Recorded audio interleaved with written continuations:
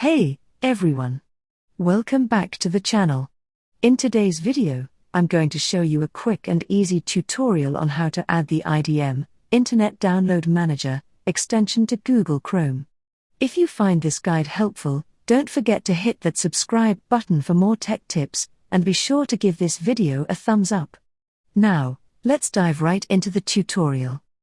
Alright, here we are on my computer, and I've already installed the IDM desktop version.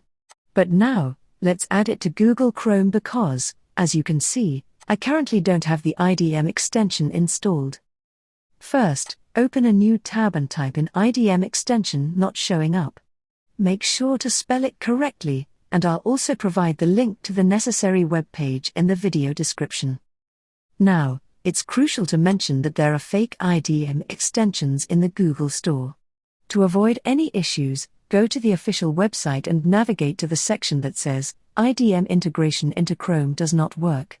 Click here. This ensures you're on the official web address. Scroll down until you find the section that mentions, our extension is hidden on the Google Store.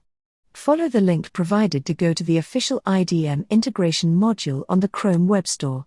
Remember, searching directly on the Chrome Web Store might lead you to fake extensions. Click on Add to Chrome. After a quick check, click Add Extension.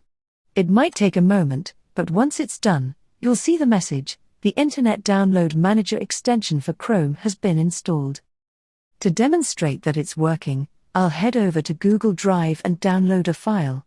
Right-click on the file, choose Download, and you'll get a pop-up from IDM. Simply click Start Download, and there you go, the file is now downloading with IDM. If you found this video helpful, don't forget to subscribe for more content like this. Smash that like button, and if you have any questions or suggestions, drop them in the comments below. Thanks for watching, and until next time, peace out.